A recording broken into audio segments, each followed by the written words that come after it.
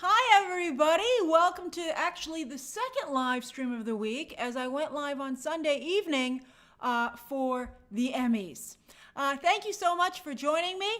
We're going to do something a little bit different today. I'm going to do a Q&A about Agatha All Along. But don't worry, it's a non-spoiler Q&A. Hey, Dancing Dog 60. I mean, you could ask crazy questions if you want, but I simply won't answer them. So you can feel, we'll go into that in a moment because that's the actual story. So anyway, yes, welcome to today's live stream. Thank you, Dancing Dog 60. As always, members may comment, but anyone can watch. Not the first one because the whole first section's a Q&A. But afterwards, there'll be Q&As at the end of each section which are specific to that story. And then, of course, as always, at the very end of the stream, we'll do a 10-minute Ask Me Anything about anything. Hey, Big League Chew. Thank you, Bay. Thank you both. So nice to see you both.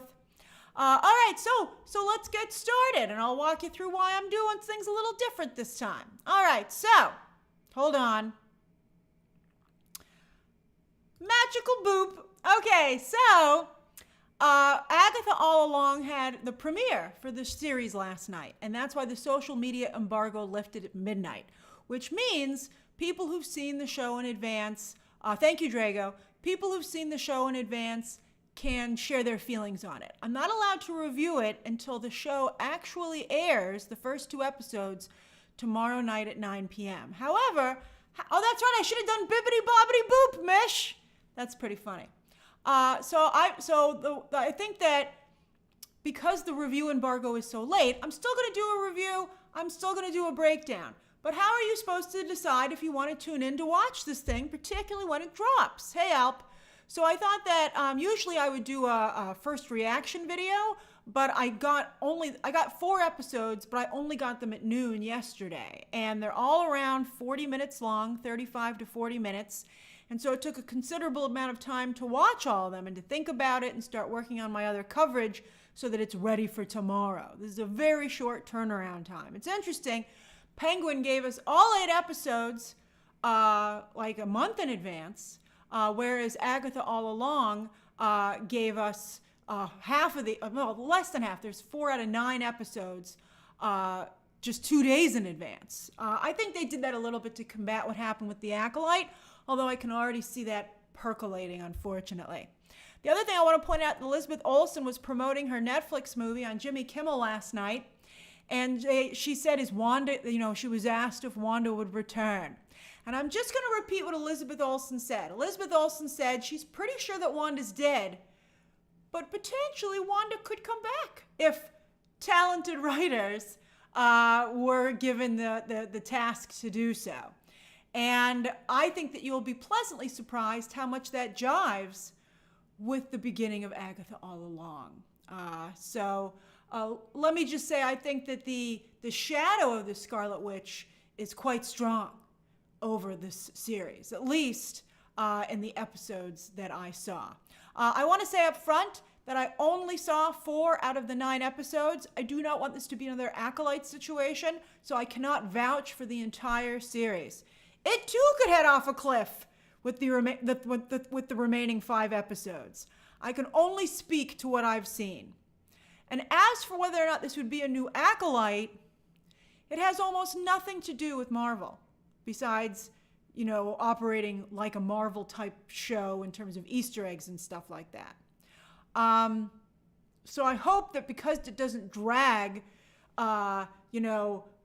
Marvel fans' favorite characters and storylines into it, it's operating its own space, maybe people will leave it alone.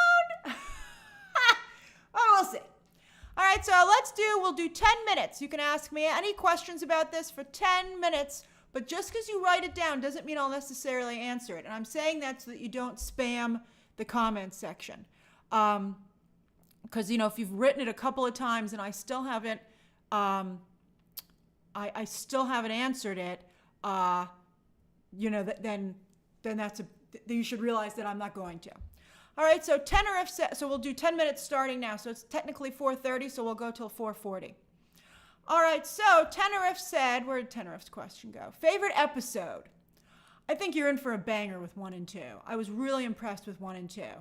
3 and 4 becomes a little bit more fragmented, and I would say 4 so far was, I felt, the weakest of the group, only because I'm not a big fan of lots of singing. And it also reminded me of a musical I recently saw on Broadway, which was one of the worst musicals I ever saw. So I kind of had like, I think that affected my opinion of it a little bit. It was the it was the musical about recording an album. I forget what the name of it is. It was so famous, and I think it was the most lauded and Tony-winning musical of all time. And it was torture sitting through that thing. Okay. All right, hold on. Let me go back. I'm getting a lot of questions. Hold on. All right, hold on. Ozzy says, how LGBT is the show? Any witch on witch kisses? Let's just say you could cut the sexual tension with a knife. No actual smooches, but I'm only 4 episodes in. But they're not hiding it, boy. Let's see here. Okay, so Tay said, hold on. Alp, thank you for the memberships. Okay, I thought I thanked Drago. Okay, all right. Okay. A lot of questions are coming in here. Okay, all right. Tay said that Variety is setting up the show with the gayest show ever interviews. I thought Aubrey Plaza's answer was fantastic, where she said it better be because that's what I signed up for. Wow, what a queen. But I don't think Variety was doing the show any favors last night. It is not. I thought that Joe Locke answered that question exceptionally well.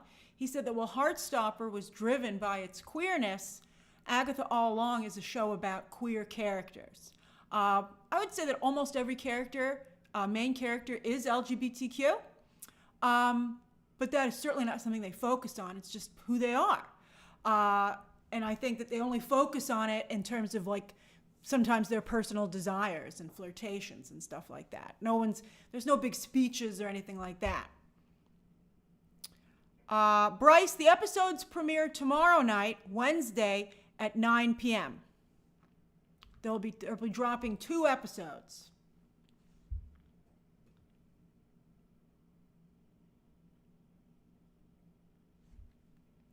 I'm pretty sure. Let me double check.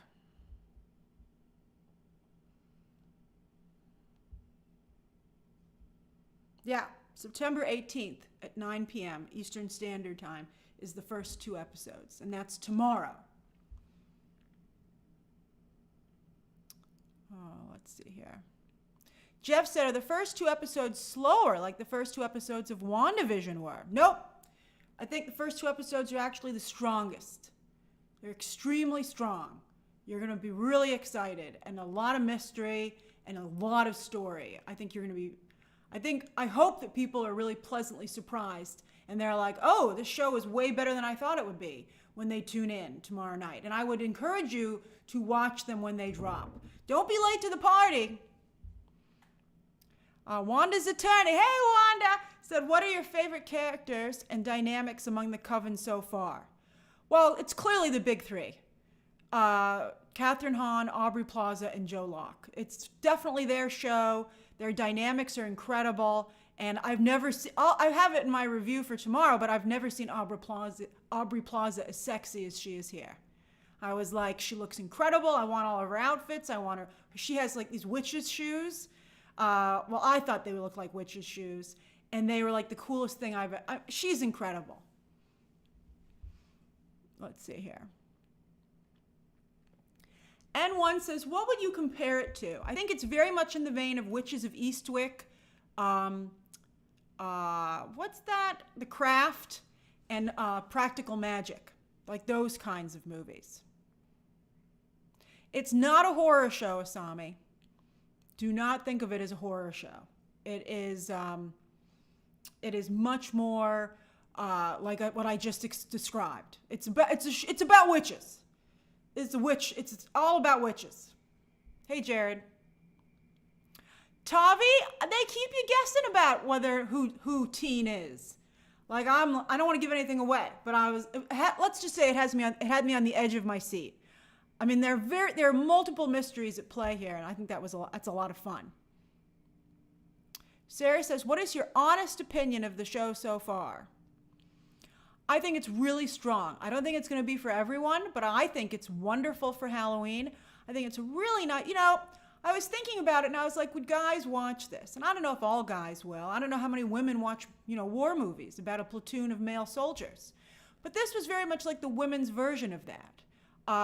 And I liked that. I liked that quite a bit. And I watch war movies that have mostly male casts, so I don't understand why, hopefully some guys wouldn't be interested in watching this as well, particularly because it's clearly about witches who've been alive for hundreds of years.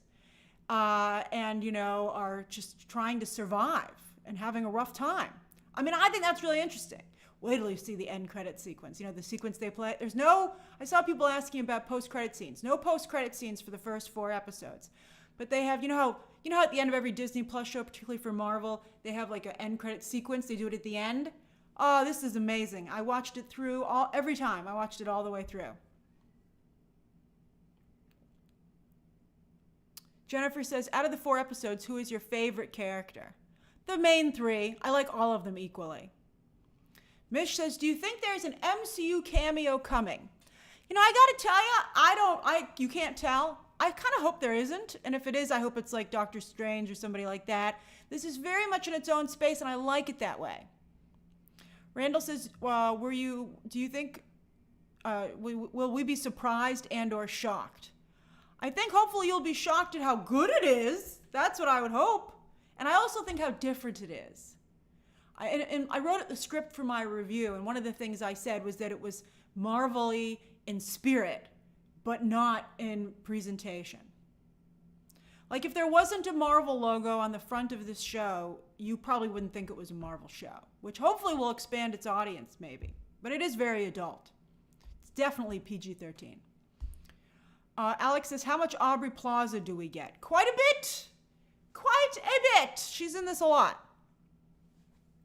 Seb says there's a full moon in England. I love that. Lots of witch references. I'm learning a lot about witchcraft, things I remember from when I think everyone who's interested in this kind of stuff knows a little bit about witchcraft. And so, I was like, oh yes, that's very interesting. Oh, I heard of that. Oh, are you referencing what I think you are? Oh, that's so cool. Oh, that's a funny joke about witches.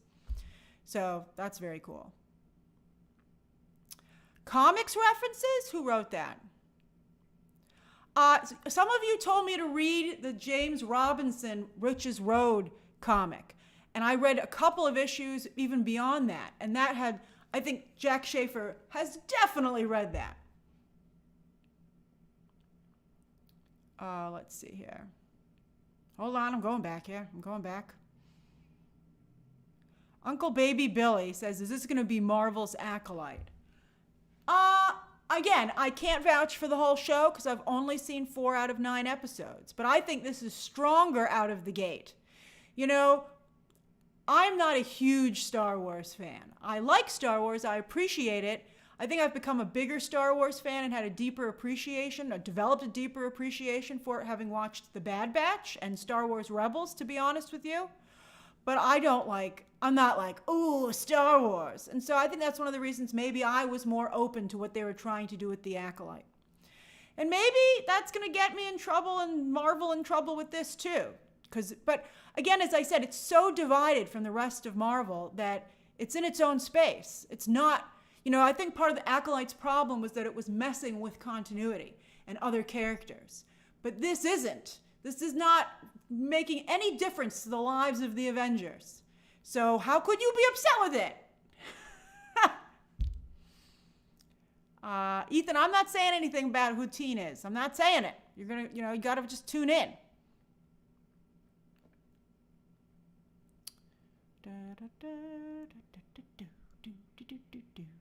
Eddie, I commented about Elizabeth Olsen earlier. Riley Steele, yes, Agatha's bunny is in the show. That's all I'll say. But he's been in the trailer, so that's not a spoiler. JD says, do the powers and colors make sense so far? No, they haven't explained it at all, but I like the references to it. They actually reference their powers almost as like, I will say one line is like, Agatha's like, I got to get my purple back. And you're like, okay, that's kind of cool. And I think like they're very aware of their colors. And I think the show is aware of their colors and with the color coding. And I think that's really neat. The show has a very good structure to it. I'm excited to talk to you about it once I can. Asami says, my dad, who didn't like She-Hulk, Ms. Marvel, or the Marvel, surprisingly think this show looks more interesting than the Penguin. That's great. We got you, Dad. We got you, Dad. I think because, again, it's not trying to pull something else into a new space. It's a new space. And also, it's so similar to those projects that I just mentioned. I mean, this is a very sexy show. It's a sexy, sexy show. I've never seen so much cleavage and bare outfits in any Marvel or Star Wars show. I was like, these are extremely sexy fashions. Again, there's a lot of sexual tension. Everyone looks fabulous. I think that this is, nobody here on this show seems interested in guys romantically, but I think there is stuff for that straight male gaze. Let's just say. Eric says, there's a good question. Rashad says, do you think the outfits in the show will make for good Halloween costumes? I will say that Agatha's long coat looks so much better in the show than it did in any of the trailers. I had no idea that she was wearing teal pants under that, and the coat was a rich purple. I was like, that looks incredible. And so I'm not quite sure why those amazing color choices didn't come across in the promotion. Eric says, what snacks should we have for viewing the first 2 episodes? Look at Eric asking the important questions. I gotta tell you, you should definitely have snacks for this show because it is so cozy and so fun. You're gonna have yourself a little party tomorrow night, and you're basically getting like an hour and 15 minutes of content, which is gonna feel like a full movie. So I would recommend that you get something warm and fun and fall-like, get some hot tea, get some pumpkin spice something, just get something that, really makes you feel like you're in Westview. Steven says, just wanted to shout out how good Shashir Zamata, who recently came out, that's correct, looked on the red carpet. I thought she looked cool. I like that she echoed the color scheme of her witch. Enter for None says, Grace, would you like to see Joe Locke play Billy if his character is actually Tommy and not another Ralph situation like Ralph Boner? I'll just say that I thought that Joe Locke was so good on this show. He was better than I ever even expected him to be, and I expected him to be really good. Anyone who doesn't like his performance just doesn't want to like it because he's just so good. Ogden says, does this show have a compelling enough reason to exist in the MCU if Wanda doesn't show up? Oh yeah, I'll tell you right now. I put this in my review, or I'm going to tomorrow. I'm a little bit worried for Elizabeth Olsen because these are some formidable witches to have to compete with, particularly Catherine Hahn and Aubrey Plaza. Elizabeth Olsen's Scarlet Witch has always been a victim, things being done to her. She has a softness. These other 2 witches have a lot of edge. They're full-on Disney villains, and that's very fun to watch. And so I was like, how would Elizabeth Olsen be next to these 2 women? Like, I wasn't sure. JM says, are the WandaVision supporting characters given anything to do? Oh, it's hilarious. I'm not going to say anything. That's all. I'll just tell you it's hilarious. Okay. Griffin says, would you say the mainstream audience will be satisfied at the end of each episode week to week? I would think so. I mean, if you want a really fun Halloween show, I think this is it. Oh, Donna says True Blood levels. True Blood is an interesting comparison. It does have a little bit of True Blood-like quality to it. That's a very good comparison. I think my other witch comparisons are a little bit better because of the strong feminine energy. But I do think it has a campy funness like True Blood does. And Pam, remember Pam, my favorite character on that show? Pam would fit right in with these ladies.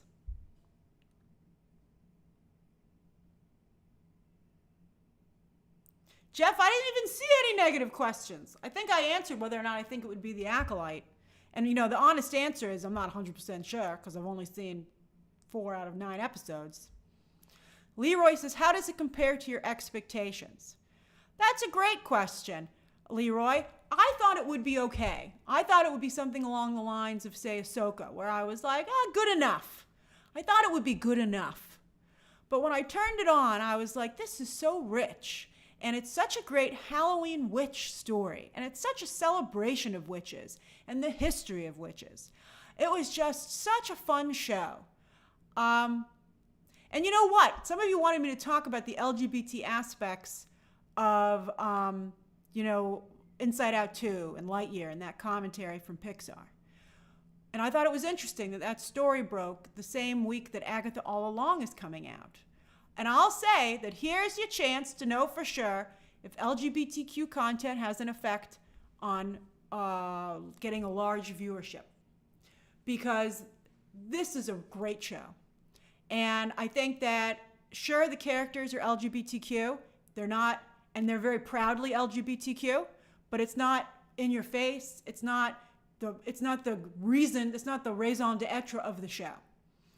And so this really does ask the question, okay, can mainstream straight audiences sit down week to week and watch a show that happens to feature gay leads?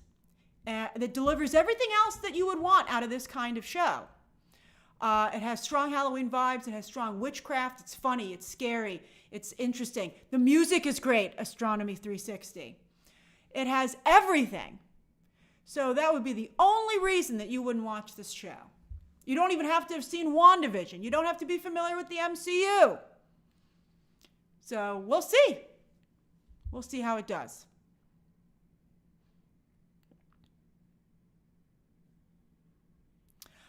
Just Blaze Disney, it didn't remind me of Sabrina very much at all. Sabrina was kind of darker, and more high schooly. That's not what this show is like. I really like my Witches of Eastwick, The Craft, and Practical Magic comparisons. And I have to tell you, The Craft and Practical Magic were not huge hits. So, Mish, is there a lot of witch lore and Wiccan? Well, I don't know about actual Wicca and Wiccan craft, but it's really, if you're into witches, you're going to be like a kid in a candy shop. You're going to be like, oh my God, finally something made for me. Oh, well, I don't know about comparing things. Mika says, are Agatha's first 4 episodes better than the Penguin's first 4 episodes? Well, it's hard because I've seen all of the Penguin and only 4 of the 9 episodes of Agatha. I will say that it took me till episode 3 to fall in love with Penguin as a show. I was talking to other people in the press that I know about Penguin when the screeners first came out, and they were like, oh my God, isn't this good? And I was like, kind of, with Penguin. And I was like, it doesn't have a lot of Batman in it. No Batman, in fact. I'm kind of like, what's the point of this? But then after I saw episode 3, I was like, oh, I'm in. This is great. I liked Agatha first 10 minutes of the show. I was like, this is great. So, and I think it's way better than The Acolyte. The reason I liked The Acolyte was because of the way Camille floated down at the end of episode 4. Like, I'd liked it kind of up until then. I was enjoying it. But then when Camille floated down at the end of episode 4 from the clouds, I was like, that's the coolest thing I've ever seen. And I just was going crazy. I was so excited about it. But Agatha started strong and maintained strong. And I'm very pleased with the show. All right. Wow, I went way over. Okay, because I like talking to you guys. All right, let's go to the next story. So thank you very much. And I'm not going to give away any spoilers. And I believe that I did not. Okay. And I think now you have a little bit of a better idea if you should watch tomorrow or not. All right, now let's talk about some great movies. Now, this is interesting to me. All right, let's start, okay? Boop. This is interesting to me because just the other day on Movie Math, I said Hollywood needs to start going back to making more mainstream films that Rashad says, you missed my super chat. How is the CGI? I don't really notice any CGI. It looked witchy to me and stuff was happening. And I know they said they did a lot of practical effects. So that was great. All right, so we're moving on. We could talk about Agatha for hours. Okay, and we will. Come stay tuned for my review and breakdowns. Okay.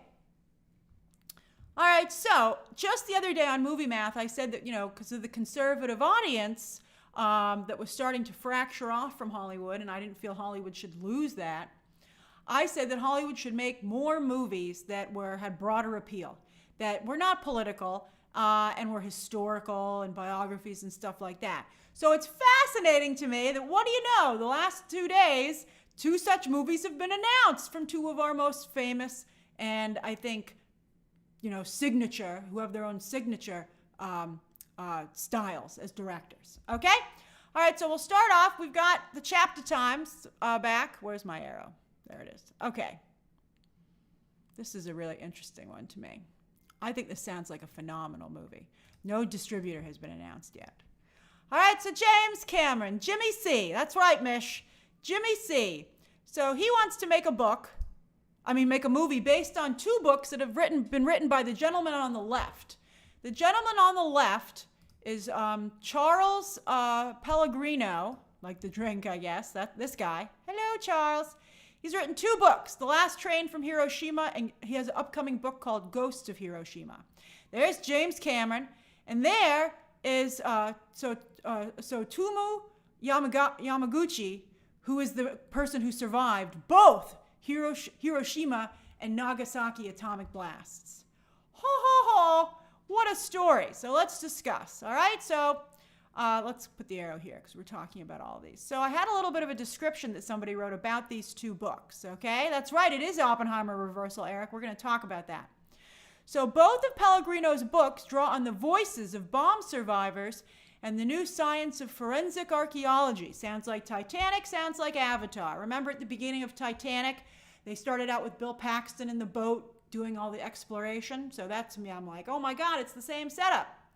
Pellegrino writes in detail the event and aftermath of 2 days in August 1945 when nuclear devices detonated over Japan, changing life on Earth forever. At the narrative core of both books are eyewitness accounts of those who experienced the atomic explosions firsthand, the Japanese civilians on the ground, and also the American flyers in the air. That's incredible. The bombs are estimated to have killed between 150,000 and 246,000 people. My God, goodness. This is such, I think you're right. Somebody said Disney would probably get it. Lloyd. I would think that Disney would because they have such a strong relationship with him with Avatar, and also they'll be more likely to let him take an Avatar break to go make this. I think this is an incredible idea. After Avatar 3, I'm actually more interested in him pursuing this next. We'll talk about the Avatar schedule. But something else that was pointed out, which I think, so that's great. Let me finish the story. So this gentleman, there you can see him when he was young, and there he was, later in life, and then here he is right before he died, of old age. This gentleman survived both Hiroshima and Nagasaki. Talk about bad luck. He survived the first atomic bomb, traveled to Nagasaki, got hit with the second. So think about that from a story structure. That gives you 2 atomic bomb sequences in the movie, and from the vantage point of someone at ground zero. That's right, it is also good luck, Dead Pixels. That's amazing to be able to, from a cinematic perspective, show both, and you have a reason to show both explosions. So, so you're going to, James Cameron, who we all know is an incredible filmmaker already, is going to be able to put you right in the middle of those 2 explosions. Emotionally, it's going to be very similar to Titanic. And that, of course, was, to this day, I still cry every time I watch the movie. It's amazing. It's incredibly well done. But something else that I thought was fascinating was some people I saw pointing out that James Cameron has been fascinated and very interested in nuclear explosions for quite some time. And of course, they were a central focus of Terminator 2, with even back then in the 1990s doing some really interesting viewpoints on a nuclear explosion, in that case in downtown Los Angeles. So this is something he has been thinking about and training for a very long time, and so you better believe it's going to be extremely well done, I would think. All right, now let's look at his Avatar schedule, because I think that's the first instinct that everybody has. They're like, Jimmy, you're overbooked. When the heck are you going to do this? All right, so let's look at it. Oh, you're ahead of me there, Dreads. I'm thinking Shogun 2. We'll talk about it. All right, so of course, the very first Avatar came out in 2009. Then, about 13 years later, we got Avatar 2. Avatar 2 came out, of course, was just as big a hit. Incredible film, finally made me a fan. And then, of course, we're getting Avatar, Fire and Ash next Christmas, which is going to introduce fire avatars. And I think we're all very excited to see that. And that not all Na'vi are nice, just like not all humans are nice. So we're going to meet some not so nice Na'vi. So I think that's going to be really, really interesting to see. So let's get my arrow here. Then Avatar 4 has filming on hiatus, and Avatar 5 is still in development and not set to come out till 2031. And there's a 4-year break between Avatar 3 and 4. I think he should start working on this right away. I mean, he should finish up Avatar, which is in post-production. I think he should start pre-production on this movie, this Yamaguchi movie right now. He should start pre-production, and then I would film it in between these two movies. I think Avatar movies do better when there's a long break in between them, and he's only looking at a 3-year break between Avatar 2 and 3, which to me is even a little bit too close. Lloyd, I'm not quite sure what filming on hiatus means. It might mean they might have started it, but then they might have been like, whoa, this is so expensive. Let's just see how the other movies do before we continue with it, which makes sense to me. And that's not supposed to, as you can see, come out until 4 years later. So I think there should be a break. And I think everybody would like to, look, not Aided Buffalo. He's like, give me more Avatar. That's hilarious. I don't agree. I think that I like having a break. Also, how old is James Cameron? I like how he's like, James Cameron's like, I'm going to live forever. Let's see here. How old are you, Jimmy C? 70. So that's pretty good. But still, 72. What the heck? Why is the internet lying to me? No, it says 70. Yeah, he's 70. Born in 1954. So he's 70. He's got time, but I think that I would like him to make this movie next, after he completes Avatar 3, which takes time, I would love him to do all of these movies, and I think there is a chance that he could. But I think that Avatar movies, again, as I just said, benefit from big breaks in between. And I am a little nervous about how close these other two Avatars are together. But I think that he's introducing such a different style of Avatar that it'll be okay. Sarah O.D. points out that Clint Eastwood is 94, but I think the quality of his work has dropped off substantially, as well as his ability to do public appearances, because he says weird stuff. So we'll see what happens. But I think it's great. And that's right, Aided Buffalo. He could let other people come in here and direct these movies. He doesn't have to have full total control. Although I got to say, nobody directs like somebody said, Aided Buffalo said Steven Spielberg. I think James Cameron is a very special, unique type of filmmaker. I don't know if anybody else could duplicate that.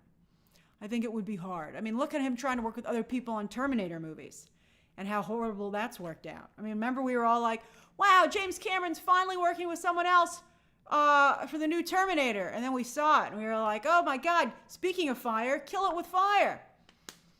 So I don't think that's a good idea. Okay. Let's get my little arrow back here. All right, now let's talk about Christopher Nolan. Now, I think it's hilarious that, James Cameron is extremely territorial, and Christopher Nolan has become quite the popular filmmaker with audiences and particularly fans. And I think that James Cameron, while he's still the boss, nobody's able to top his box office, never bet against Jimmy C.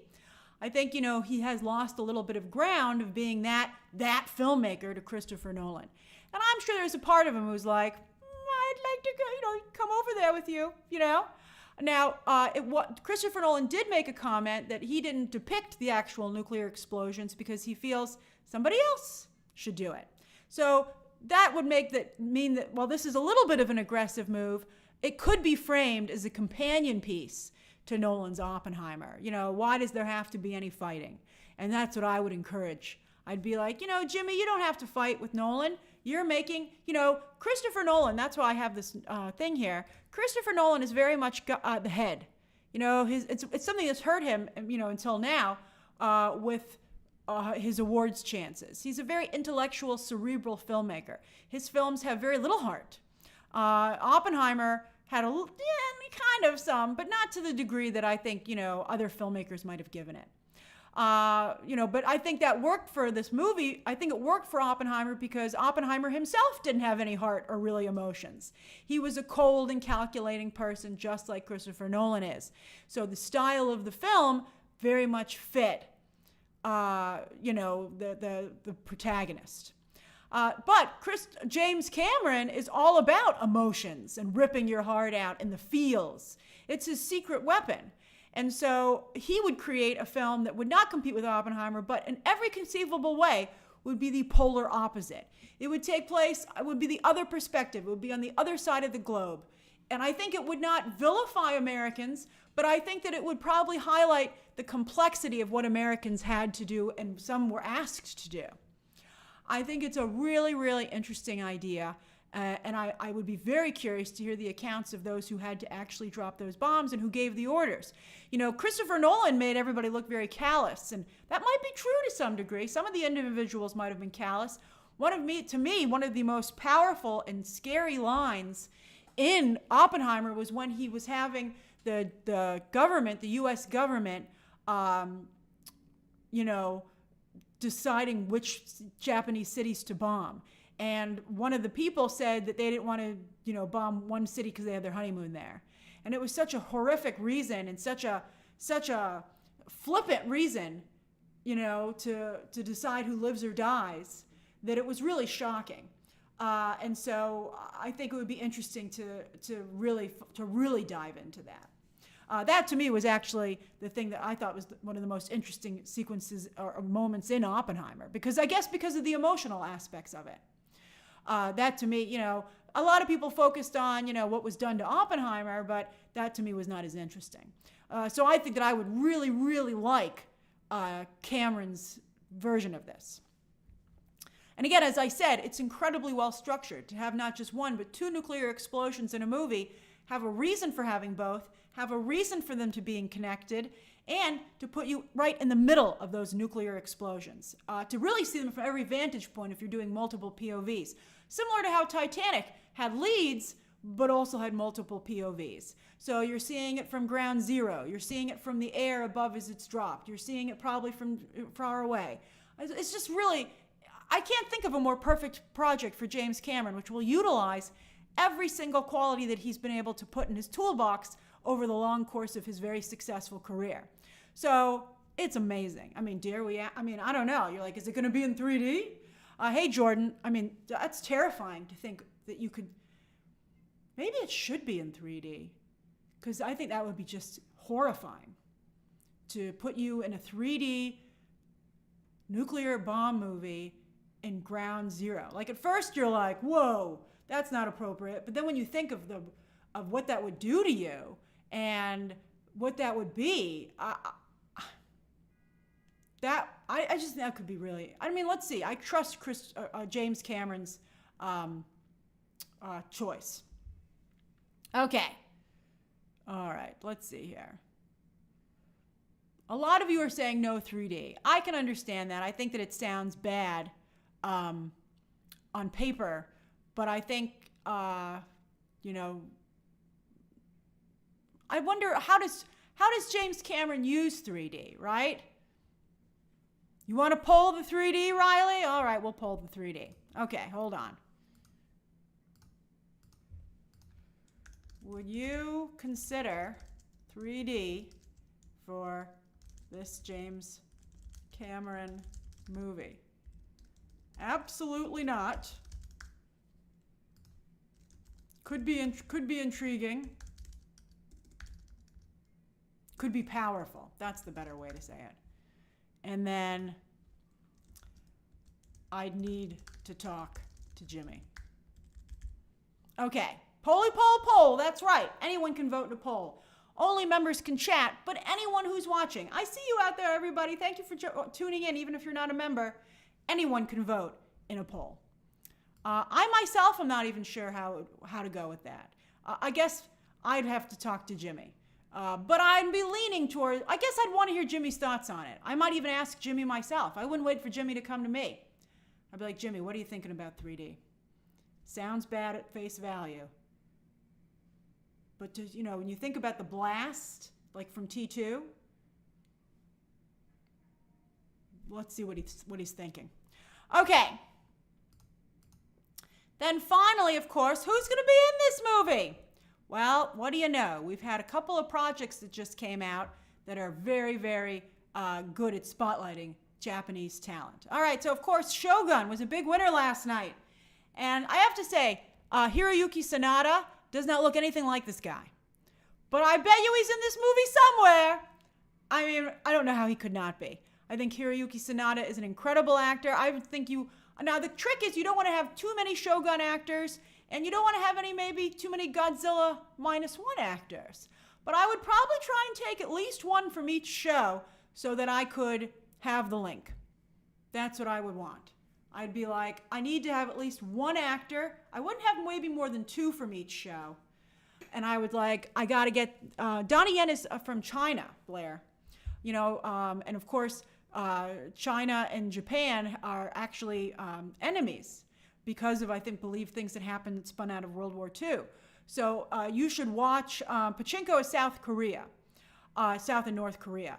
Although there's a little bit of Japan in there, I believe, right? Because I cover the content from Asia, I've become more and more aware over the years of the actual continent and the dynamic between the countries. Hey, Stephen Carrier, which I think is fascinating. And I also, the Ip Man movies with Donnie Yen, interestingly enough, are phenomenal. And I highly recommend that you watch those, and those really spotlight the tension between Japan and China during and after World War II. Those Ip Man movies are something else. Boy, I love them. Let's see. But I think that clearly if you could get 1 or 2 of these actors, I gotta tell you, I really want Hiroyuki Sanada in this movie. Like if I were his agent, I'd already be on the phone to Jimmy C. I'd be like, boop, boop, boop, boop, boop. Did you just see my client win an Emmy? He's a genius. And I'd put him in the movie. I don't see how he couldn't be in the movie.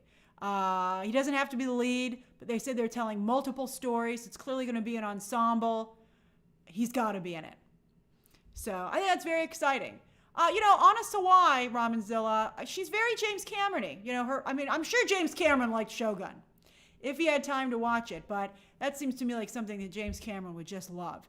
And, I think that her character in Shogun was a very James Cameron type female character. So I just think they have a lot of really good choices. Oh, that's right, Kay Walton. Shogun is a Disney show, Disney Hulu. So the synergy is incredible. Disney's like, yes, hire our actors for our movie. All right, so does anybody have any questions about this story? And then I'll go on to the next one. Mika says, what budget would you greenlight for this? Any amount of money that Jimmy C wants. Any amount of money.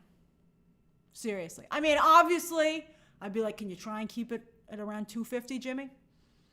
Whatever he's spending on an Avatar is probably worth it. I feel I would win all the Oscars, and I would get all the box office for this movie. All right, let me close the poll. I see your question, Elpidio. Just give me a moment.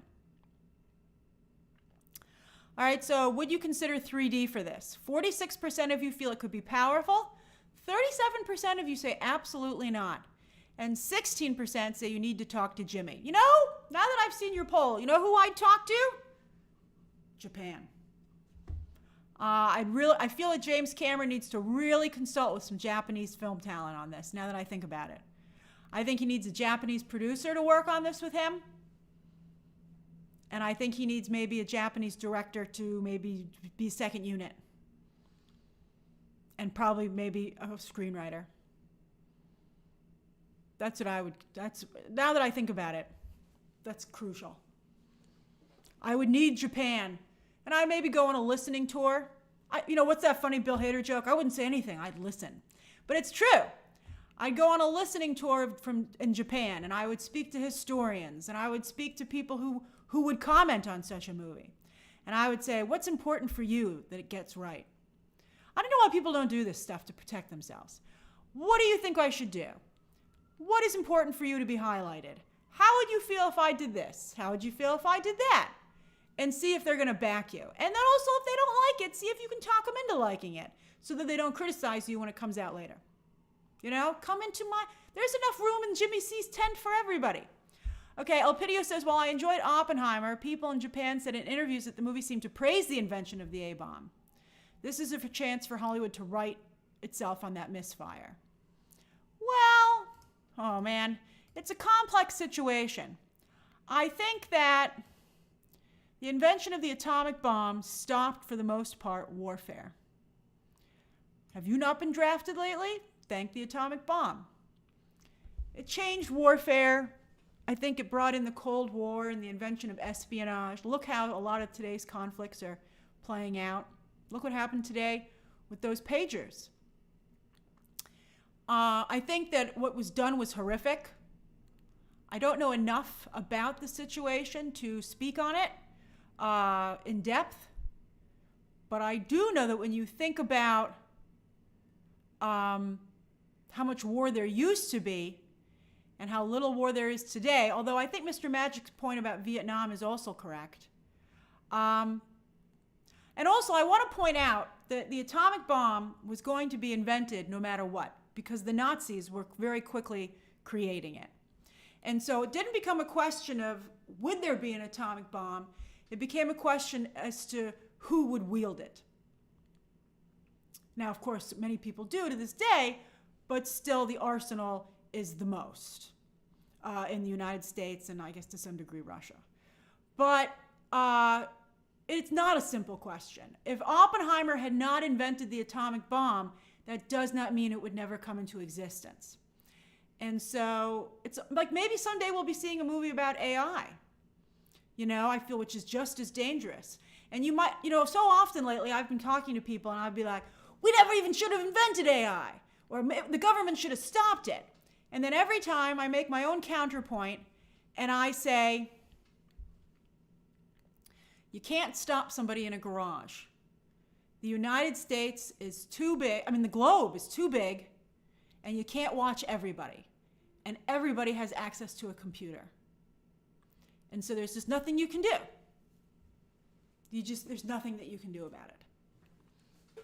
And I think that these are tough situations. And I think it does not benefit anybody to apply simple logic and arguments to a situation that is not simple. Let's see here. Zach says that they should work with the Godzilla -1 guys. That's a great idea. Wouldn't that be nice? And to bring in the VFX team and give them a little more money to work with? That's a nice idea.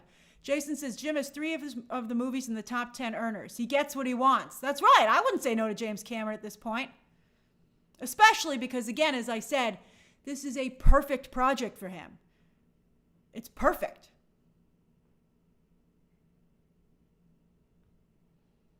Does anybody else have any questions or comments about this?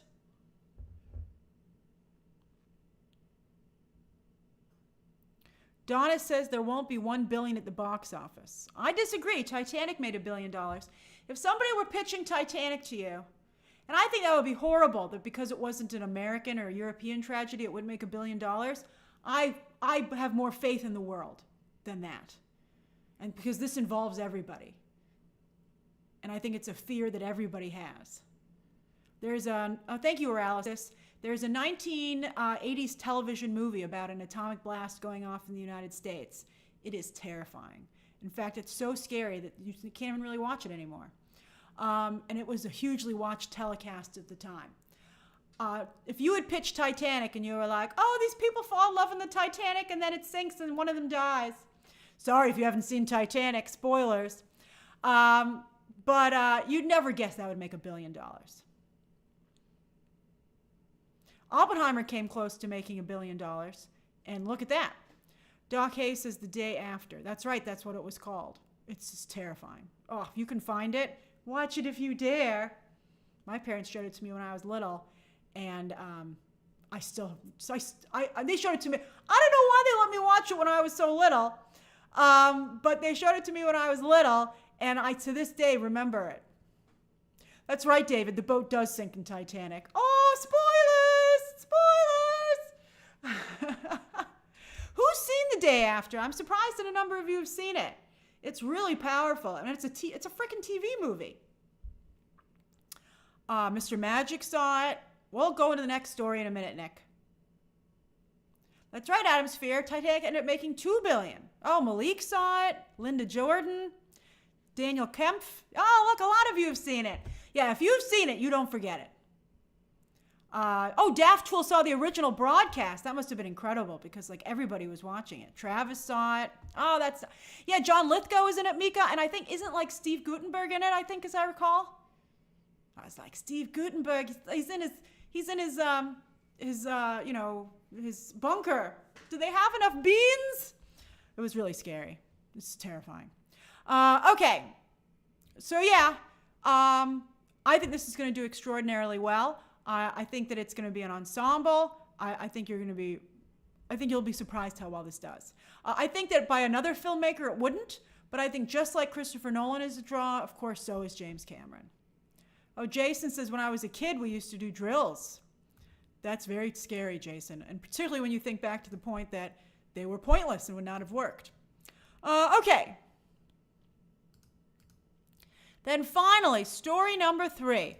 Boom, baby! I had to move the square because of I didn't want to cover up Mr. Baz Luhrmann there. But isn't that a great art portrait of Joan of Arc? I was like, yes, make a movie about that lady. She looks incredible. She looks so cool. All right, so it was just announced today that Baz Luhrmann is making a Joan of Arc movie for Warner Brothers, his home. Tony, should we call him Bazzy? I don't know, it sounds a little similar to Zazzy. But I do like Bazzy. We'll have to come up with something.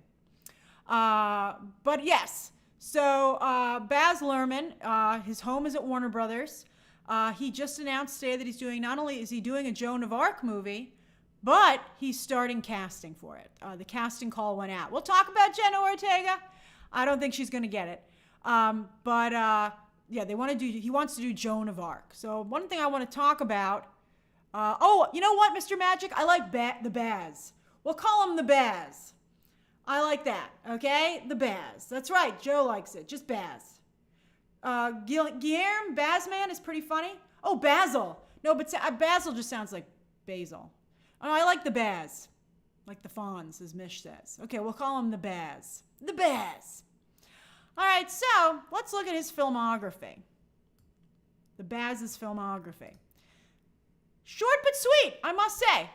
He really only has like one clunker in there, and that's Australia, which he turned into a series, which nobody watched still. He's like, you want 6 hours of this? And everybody said, no, thank you. But I never saw Strictly Ballroom or Romeo and Juliet, although Romeo and Juliet really put him on the map, and it put Leonardo DiCaprio and Claire Danes, even more so. They already had some heat, but that was like an important building block early on in their careers. Moulin Rouge, of course, was huge.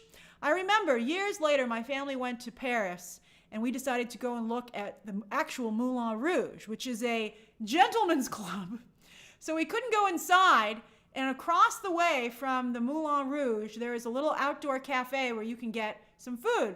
So my family, with kids and adults, sat down and ordered like ice cream just to enjoy the atmosphere of outside the Moulin Rouge. We were like, oh, there it is. I can see it. It's got the windmill. It's got a line to get in. We can't go in there, but let's just eat our ice cream out here and enjoy it. And we talked to the waiter about it a little bit, and it was funny. But so maybe these days, by the way, I saw Moulin Rouge, the Broadway musical for Valentine's Day last year. I got the seats where you sit in the stage, basically. It's a little hard to watch the show from there, but it's such a cool experience. And by the way, I wore earplugs, which I would recommend that you do. But it's really fun to do if you're in New York City and you have a little extra money you can spend on a Broadway show, because it's not a great Broadway show, but it's a fun Broadway show. And if you want to go and have like a fun experience, I would recommend it. All right, so Moulin Rouge, Australia. I saw Australia, but then I instantly forgot it because it wasn't good. Gatsby. Nobody goes back to revisit Gatsby, myself included, but I really liked it when it came out. I thought it was really good. I loved it. I thought it was a beautiful, beautiful movie, and I thought Leonardo DiCaprio in particular was quite good in it. Joe E. saw Moulin Rouge on Broadway. That's great. I'm so glad you got to see it, or you saw the musical. And then, of course, Elvis, which I thought had great moments as well. Again, it wasn't perfect by any means, but I thought it was certainly one of the Baz's best. So that leads to the next thing. This is how he's selling it as the ultimate coming-of-age story. I don't know how I feel about that. I don't really want to reduce Joan of Arc to a moody teenage girl. And I hope he doesn't do we'll just talk about it now, I guess. I was wondering what the music situation would be like, right? I hope he's not going to do It's My Party and I'll Cry If I Want to, that kind of garbage. Because, I'm like, what's the music going to be here, the Baz? Because I know that he really likes to do jukebox musicals, which is, you bring in very famous songs and you do a different take on them. So I'm like, what are the songs going to be here? So part of me is a little nervous about the taste issue because, some people are going to take Joan of Arc extremely seriously, particularly because, she was killed. She died for her cause, and I think nobody wants to see her sacrifice and what she stood for trivialized, right? So just like Jimmy C should be talking to the Japanese, I hope that the Baz is speaking to the French and feminists. All right, so then, of course, Jenna Ortega, just the other day, said her dream role is Joan of Arc. Her dream role, huh? And she is very popular. I guess I'd talk to her. I'd be like, what are you thinking, Jenna? Why do you want to play the role? I don't know. If I test her and I don't cast her, will all of her fans boycott the movie? It's a little bit nerve-wracking. But I think you want a French actress, to be honest with you, or someone with French background. I like her a lot. I don't think she's right for this role. Okay, we'll do a poll, Zeke. Good call. Would you cast Jenna Ortega as Joan of Arc?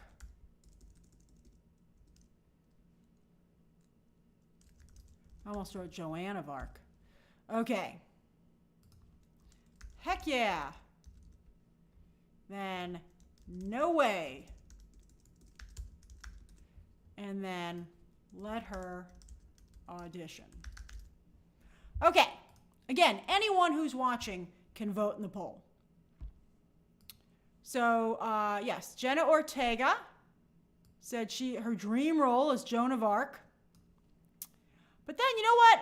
So, where's my arrow? Okay, so what are you going to do with Joan of Arc? Joan of Arc not only fought in battles, but here's the big one, which is probably why the Baz is interested in this, and that's she had a lot of visions. Similar to, by the way, Harriet Tubman.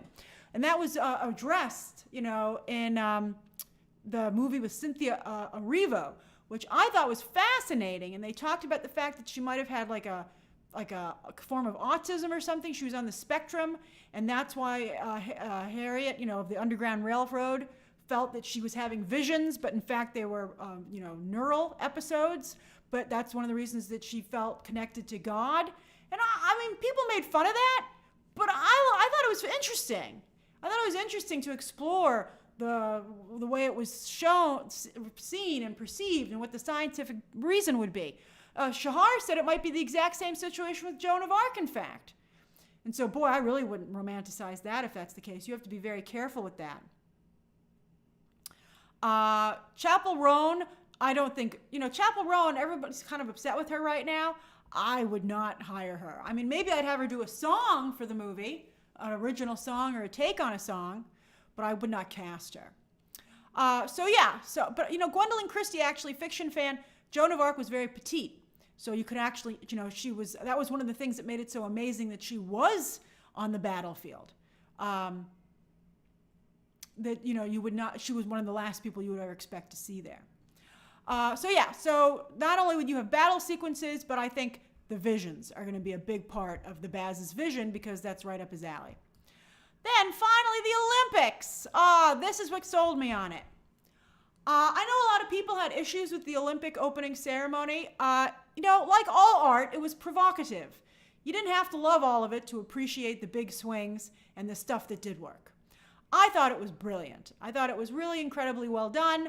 I think that it was made a little bit in a vacuum. I was surprised how sheltered the producers of the show were. It's like they'd never been on social media. I'm like, because, France has a lot of similar problems as well.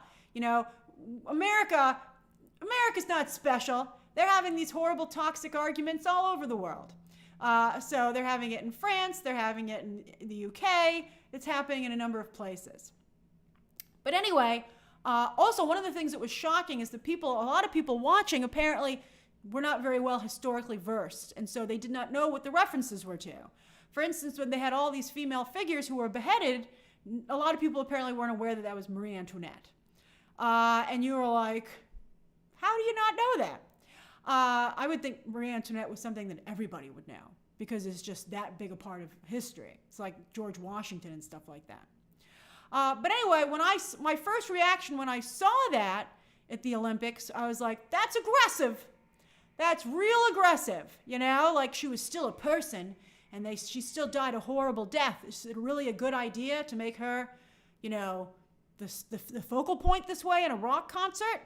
And then you're like, but I think, better this than another French Revolution. I think it's good to be reminded of these things. Because, while it was horrific what happened to Marie Antoinette, what she and their husband, the king, did to the French people was so horrific that it brought about the French Revolution. So, you have to understand, again, it's complicated. Don't put simple logic to a situation that is not simple. So I thought it was incredible. I thought this was the most powerful sequence in the opening ceremony, to have this actual government building and these Joan of Arc references and the heavy metal and the opera and the building on fire was incredible. And if the Baz can do even anything like this in this regard, I think that could be really a powerful movie. That's why I get upset and a little nervous about this description. Ultimate coming of age, teenage story. When it's really about religion and politics and, the people versus oppressive forces, that's what Joan of Arc is about. It's feminism. That's what Joan of Arc is about. And so it's not about some teenage girl, being weird. So that makes me nervous. So I hope that somebody explains this to the Baz. All right, does anybody have anything they want to add to this, or questions or comments?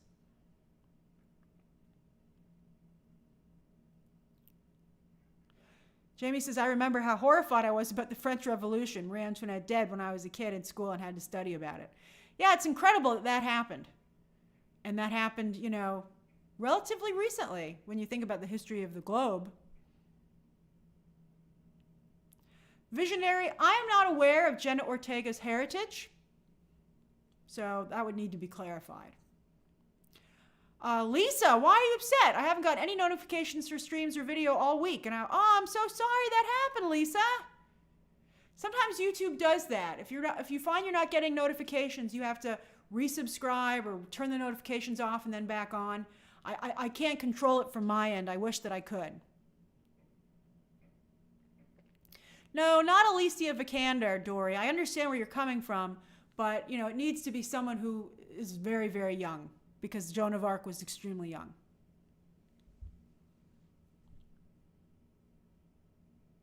JD, it is an open casting call. I don't know if it's open to be submitting to just the general public, but they are casting a wide net and they're encouraging everyone to submit. Jason says, Baz likes to do character stuff studies in the midst of extraordinary events. Well, I would love that. Oh, I love you too, Lisa. How young was, let me look up Joan of Arc. I know my French history, but not that well. Let's see here. Joan of Arc, I think so. Oh yeah, Mr. Magic pointed that out. Joan of Arc died at the age of 19. And I want a real 19, not Hollywood 19, when it's actually someone in their late 20s. Someone around. Yeah, Kay Walton. It would be great to find an unknown like he did with Elvis. Austin Butler. It's good for Austin Butler. It's good for the movie. And it's good for Hollywood. We need a pipeline of new talent. And if he can discover someone like he did with Austin Butler, I think that would be phenomenal.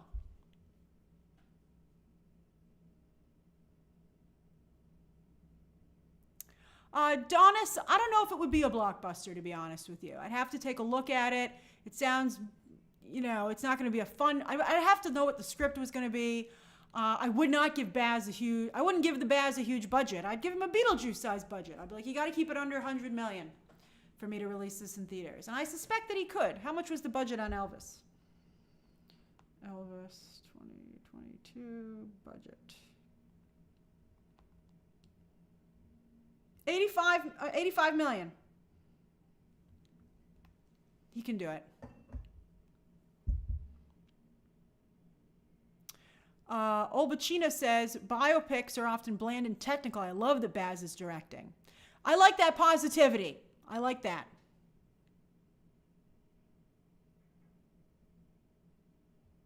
What did Neil say?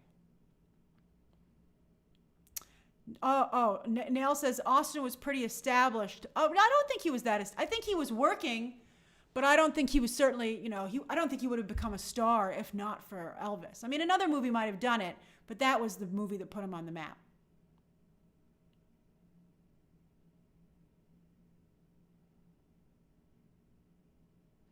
Lisa McDougall says I wouldn't be mad at Ariana Greenblatt. She's an interesting choice, actually. She has a good look, but she might already age out of the role by the time they're ready to film.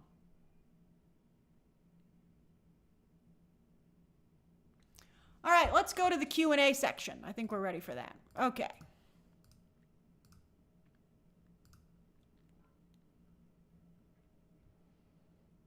Where'd the Q&A go? There it is. Booyah! All right, 10 minutes. It is, what time is it? 10:32, 5:32, we'll go to 5:42. You can ask me anything that you would like. Oh, the poll. Thank you, Shahar. Okay, the poll. Would you cast Jenna Ortega as Joan of Arc? 44% of you want her to be able to audition.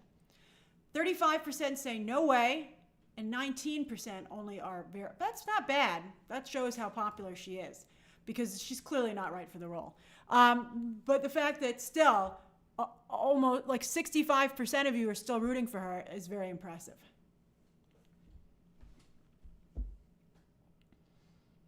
Adam Sphere, I've never been to Hawaii. I would very much like to.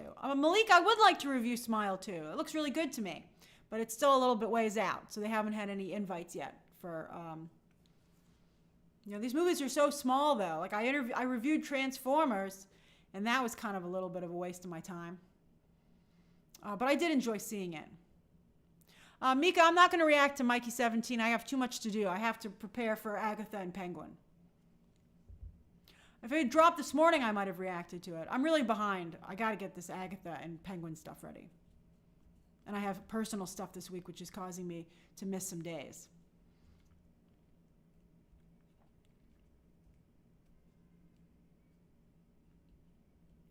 Jonathan says, who will get bigger streaming numbers, Penguin or Agatha? I'll be super honest with you, Jonathan. It might be a race to the bottom. I'm really worried about the mass appeal of both shows.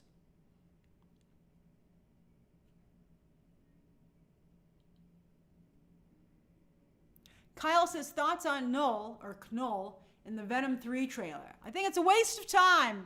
I can't believe, I hope that Sony stops doing this, because they're just wasting characters.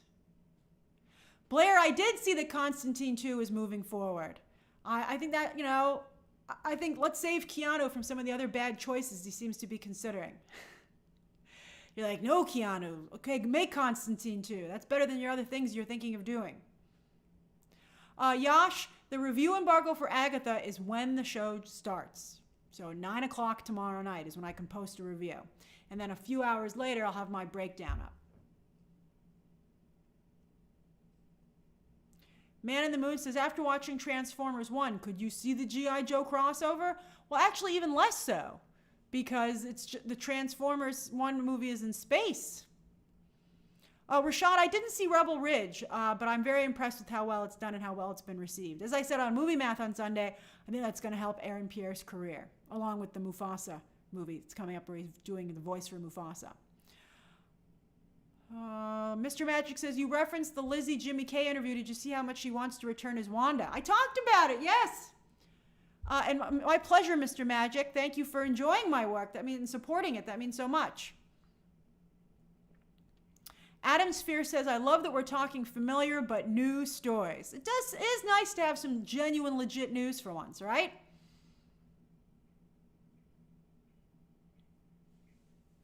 Visionary says, who would you like to see play Joan of Arc? Somebody fresh and new, so I'd have to count on a casting director to get me some good options. It would be wonderful if it was a French actress. Matt Torres says, who is Agatha for? It's for Wanda fans. So let's see how many of us there truly are. And people who like witches and Halloween.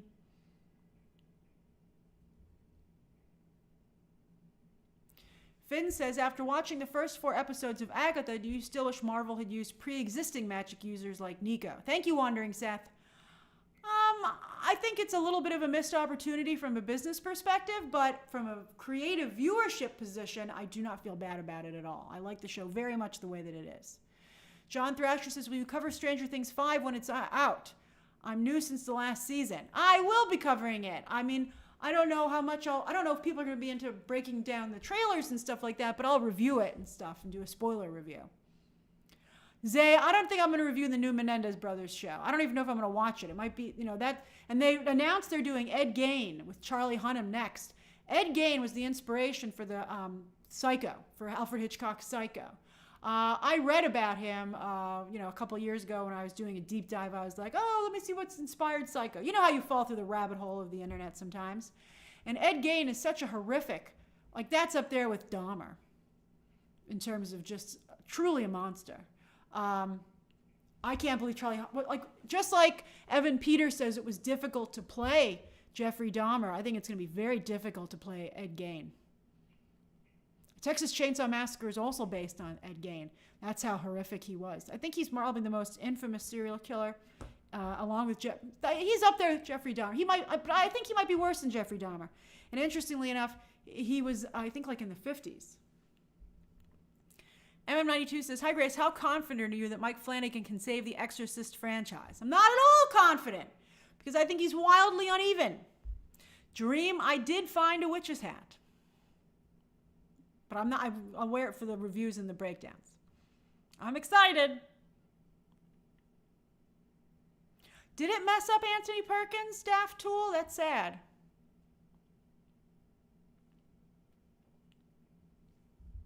Oh, Dakota Swallow knows about Ed Gein. Says he's definitely worse than Dahmer. Some of the stuff that I read when I was reading the reviews of Dahmer, I didn't know that Dahmer was that bad. He was even worse than I'd heard. But Ed Gein is... You don't get worse than that.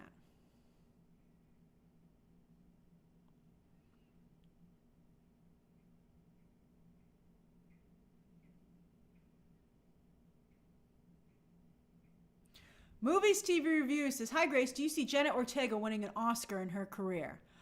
I think she's got as good a shot as everybody else. It's tough to do. At some point you have to decide that that's what you want to do, and you have to take roles like that. That's clearly not a goal for her right now, and I think that's fine. I think right now she's building a box office career, and that's important too.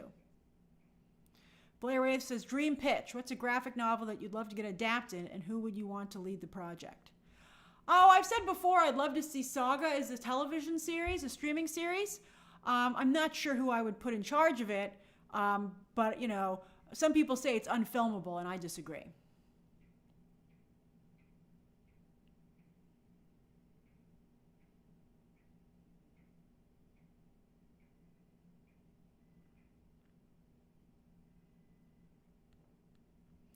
Linda Jordan says that last shot of Psycho with Anthony Perkins in the blanket is perfection. It's an incredible film for sure. Elpidio, I might review The Wild Robot. I'm not sure. After the way the Transformers 1 went, I might not be worth the time. I might focus on making a different video instead. Because I got to go see the movie, I got to think about the movie, I got to write out the review, I got to film it, I got to edit it. You know, it's got to be a considerable return. Elliot says, hi. Oh, hey, Elliot. On Friday, I got accepted to Cal State Los Angeles and will start in spring 2025. I'm majoring in cinema, television, and media studies to become an entertainment journalist. That's fantastic, Elliot. That's so exciting. I'm really excited for you to go on that journey. And Dream says, do you think everything going on with Beau DeMayo affected X-Men 97's Emmy chances? It might have had a small effect, yes, but I do have to tell you, at the end of the day, Blue Eye Samurai was just the stronger show. I mean, I loved X-Men 97. It's such a hard choice to make, but I would have voted for Blue Eye Samurai as well. Blue Eye Samurai is just a work of art. All right, I better get going. Thank you so much for joining me today. I had a lovely time as always, and there will be a live stream tomorrow as well, because we got to do our 3 of the week. 3 of the week, baby. All right, everyone, enjoy the rest of your day. Bye-bye. Bye-bye.